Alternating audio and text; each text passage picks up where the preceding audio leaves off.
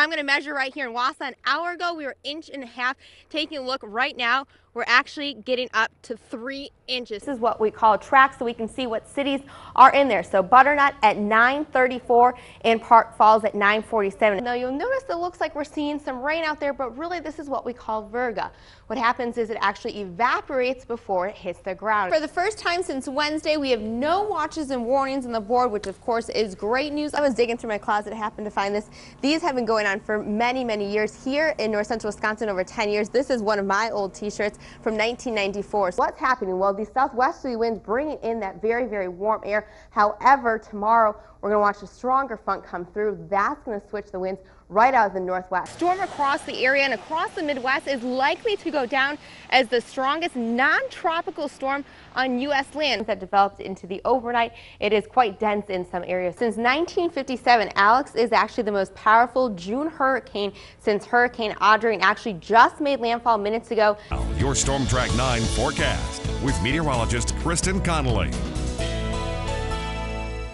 Good evening. Snow moved into our southern counties this morning, but here in Wausau moved in just around 1 o'clock. This is when this was started. You can notice we did see near whiteout conditions, heavy snow at times, and of course it has been windy, so blowing the snow across the area. And again, here in Wausau, seen reports of 4 to 5 inches, so already producing quite a bit. That's your 1/2 inch to 1 inch per hour. Looking at local sign and radar, you can see some heavier bands, especially in these deeper shades. We will continue to see this, and now beginning to push up towards the northwoods. Notice still not yet towards Ashland and Iron counties and up towards Vilas County. What I want you to notice though is we are beginning to see a little bit of what we call a dry slot, which means we could see light to no snowfall for a period, but we will see more snowfall, and that is because we are seeing that snow off towards the Twin Cities and more snow developing down towards our south. So I do think we still will continue it. Also had some reports of some mixing in the southern Adams and Juneau County, and even reports of thunder snow in those areas. So we have seen quite a mess across the area today. Temperatures for the most part have been in the 20s, which is meant for snowfall. 21 in Anago, 23 in Eagle River, and 25 degrees in Stevens Point. Across the region, look how warm it is down towards our south. 48 in Des Moines, 66 in Springfield, but all the way to 34 in Chicago. So quite a difference, and of course that is meant for that wintry mix for the southern part of the Badger State. Up towards the north, not as much of course. We only saw 1.5 inches in Medford. In our southern counties, that's really where we've seen the totals. Over 5 inches in Stevens Point, and also 6 inches for Marianne and Scandinavia. So our southern area saw the snow first, and of course that is where we've seen the higher totals. National satellite, the snow is falling all the way from the Dakotas all the way up towards Pennsylvania. So quite a widespread storm across the United States. Looking a little bit closer to home, we did see the snow move into our area, especially by late morning into the earlier afternoon, and you can see some of these deeper shades of blue. That is really where we've seen the heavy snow. Also seeing that wintry mix down towards the south, where we've seen freezing rain, sleet, and down towards Chicago where we've actually seen rainfall. We'll continue to keep this as this low pressure continues to track off towards the east. That'll mean for the bands off towards Minneapolis, and also the bands towards the south, which are developing to move into our area. So no, it is not over yet.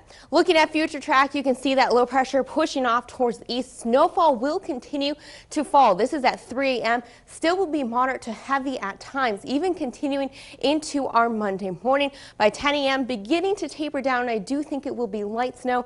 On top of course, we will still see blowing snow. Same story. I think afternoon though, for the most part, we're only going to keep in a chance of snow, but blowing snow will be the big story as we head into Monday evening. Finally, by Monday night, we will actually break things down and bring back decreasing clouds and actually see some sunshine in that forecast by Tuesday afternoon.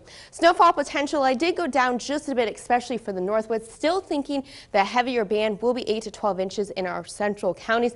For the northern counties, I'm going to 3 to 7 inches, and for the far south, 4 to 9 inches, and that is where we have seen that wintry mix. Now, we do have the winter storm warning in effect for most of our area, but a winter weather advisory in the northwoods.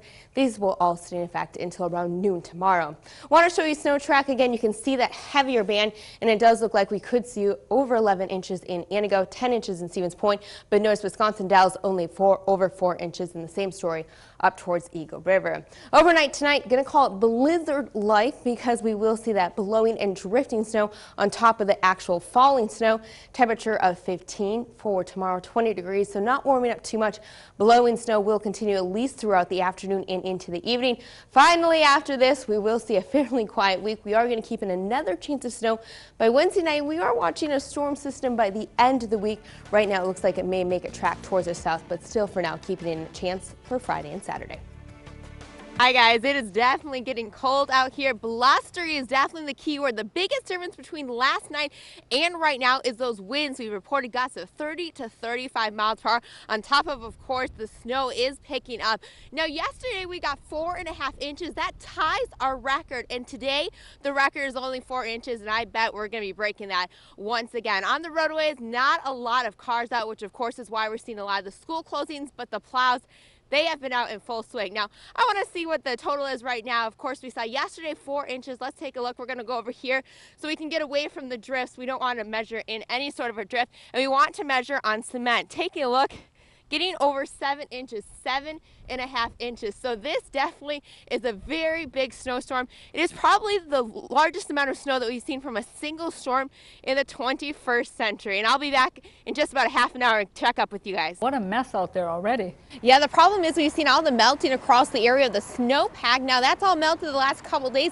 Now it's all going to freeze again, and that's because the temperatures have continued to drop the area. But as we head towards 29 towards the north, that's really where we've seen the strongest thunderstorms, and of course producing frequent lightning out there. Also saw some pea-sized hail and gusts up to about 40 miles per hour. That's why we always say turn around, don't drown. That is why the keywords are there. And because sometimes you don't even notice how deep water is. You think you can drive through, and then of course you get stuck. Still have that flood warning effect for all the rivers, of course. Most of them have crested and are decreasing. Storms, Kristen. Hi Colby. Yeah, we did have a severe thunderstorm watch issue just about an hour ago. Now this is going to be in effect until 5 a.m. Want to get right to the radar and show you the storms across our area. We have seen scattered throughout the evening.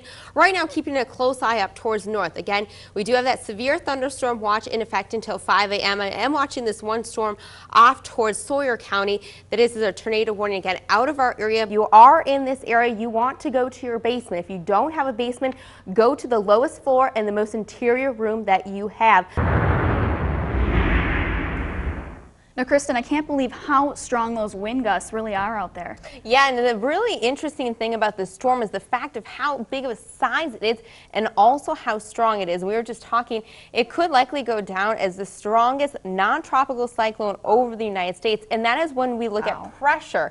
And of course, people don't really know what pressure is, but it correlates to winds, and of course, we've seen very strong out there winds right now, yeah. Oh yes, and it's going to continue until tomorrow. I want to show you the size of the storm system covering half of the United States. So let's go all the way from the Dakotas off towards the East Coast, and you can see snow on the backside where they have blizzard warnings, and then we have severe thunderstorm and tornado warnings along the East Coast. I want to show you that. Notice these are the blizzard warnings, and then down off towards our southeast, we were seeing the severe storm warnings and also saw tornado warnings, actually seeing some injuries off towards North Carolina. For us, what's the story? It's the gust out there. 58 today in Plover, 52 in Wisconsin Rapids, at least most of us hitting the mid-40s across the board. That is why we have a high wind warning in effect with winds over 50 miles per hour possible through tomorrow night.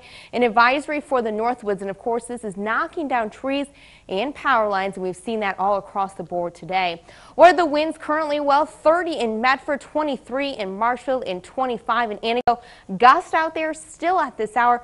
40 in Medford, 38 in Stevens Point, and 39 in Antigo. So it's going to continue to be windy as we head into the overnight. 44 degrees currently out there. Most of us are dipping down. 40 in Eagle River, 40 in Ashland, and 41 in Phillips. We started off with warm temperatures today and then saw a decrease in temperature as that cold front pushed on through. And of course, the cold front also packing the winds in excess across the area today. Across the area, temperature difference from yesterday at this point, 10 10 to 16 degrees cooler. On top of that, of course, it has been raining throughout the day. We have continued to see this.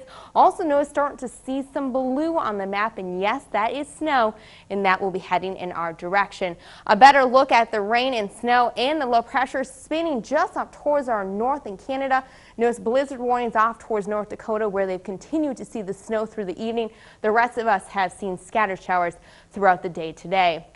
Temperatures out there right now, it's 50 in Green Bay, 44 in Minneapolis, but look at this, Dickinson at 29 degrees. That cold air, it's going to be heading right in our direction. So the winds will keep howling for the next 24 hours.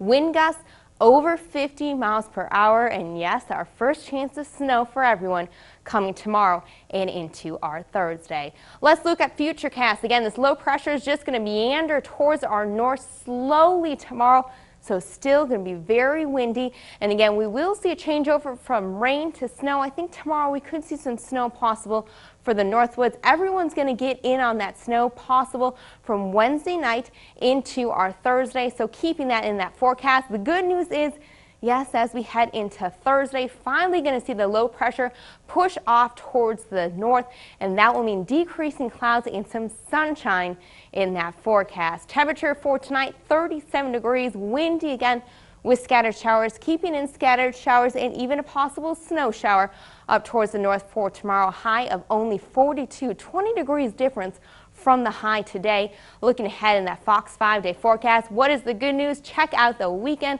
Of course, Halloween on Sunday. Right now going with a high of 50 degrees and partly sunny skies. Perfect weather for trick-or-treating. Curlers in Wausau used to play on tennis courts and frozen lakes.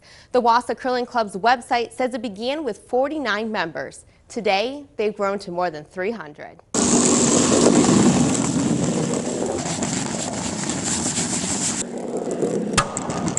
Get in the hack, forward press, trunk lift, and let your momentum glide the stone past the hog line. This lingo may not make common sense to the average person, but to a curler, it's just the basics in making the perfect throw. Very much like a little chess match on ice. Throw a little hockey in there without the checking, and just some sweeping, and you don't have to be a great physical specimen to curl. With the Olympics bringing awareness to the sport, the Wausau Curling Club wants to continue to teach and expand their membership, especially for women. Actually, historically, we used to have a very, very strong women's membership, one of the strongest in the country. And so we're trying to regain that by doing certain programs. Being a novice, I decided to give it a whirl, getting a feel for the ice first. Up, all the way back. And push the right leg in like, whoa. The first try for me, I learned how slippery a slider can be. With a few extra tips, just kind of look up. If you look up as you're going through, that's why it's important to look up. Okay. Because you want to see where you're aiming. In a few practice shots,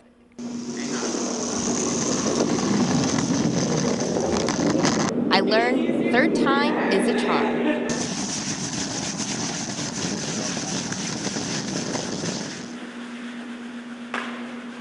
Good sweep. All right. Nice shot. And after a perfect shot, I received more than just a high five. Sportsmanship is the greatest asset to us, I believe. There's no high-fiving in curling.